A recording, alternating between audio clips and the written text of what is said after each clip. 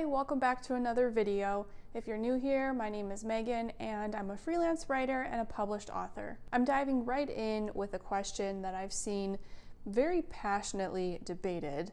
Can you learn to be a better writer, or are you born with it? Is it something that can be taught, or is it the type of thing where you either have it or you don't? I put in the title of this video that my opinions might be controversial because, and I will never forget this, I took a creative writing course in college and we discussed this exact thing. And when I shared my thoughts, this guy in my class kind of went off on me a little bit. He completely disagreed, which normally I'm like, to each his own. But I got a little defensive this time. I believe that some people have a natural talent for communicating, and in particular for writing, just like I believe some people are naturally more athletic than others.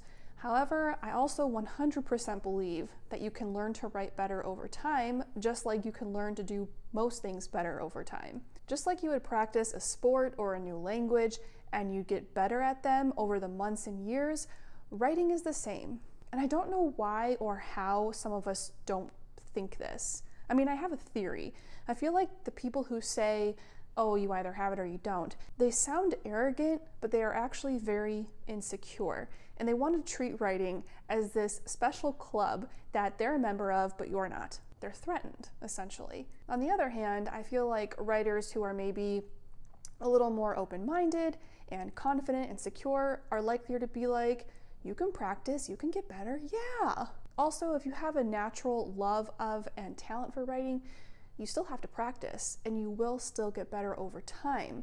No one in any field, no matter how good they are at something, should be like, well, I know everything there is to know, so I'm good. The moment you think you've learned everything, you're dead in the water. If I use myself as an example, I have loved writing since I was a child. As a kid, I wrote plays and newspapers, and then in college, one of my writing teachers told me, you should be writing for magazines. I started freelancing in my early mid-20s. I wrote my first book around that same time, and I didn't just love it. I was a strong writer too, largely because my writing is very technically sound. I was always good, even when I was younger, at writing correctly, like my grammar and punctuation.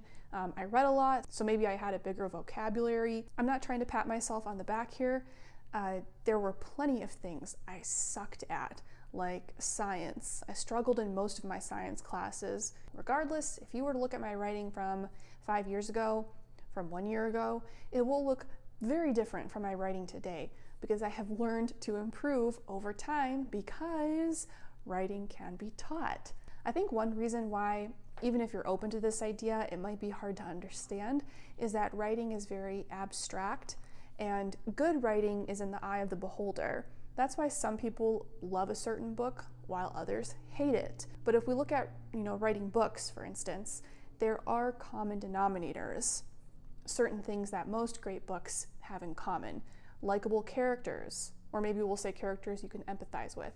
Conflict, stakes. Those are things you can practice better incorporating into your writing. Actually, in one of my recent videos, I talked about how I'm making sure that I include more conflict and increasing tension in the chapters of my current work in progress. I'll drop the link to this video in the description below. The two greatest teachers for me have been writing a lot and reading a lot. The more you write, the better you write. The more you read, the better you write. I read as much as I can almost every day because I enjoy it for starters, but I can see the difference in my own writing. Reading helps expand my horizons. It helps me be more creative. So if you ask me, nobody is in a position to say that writing can't be taught, including writers who are more seasoned and maybe already well into their career. They should know better, if anything. And furthermore, they are not in a position, nobody is, to definitively define if something is good writing or bad writing, because as we've already discussed, much of this comes down to personal preference. I have loved books other people have hated. I have hated books other people have loved. What does that say about the author and the book? Not much. What does that say about me? It says that I liked this book and I disliked that book, and that's it. Keep writing, keep going, you can do it. I believe in you, and I can't wait to read your work one day. See ya!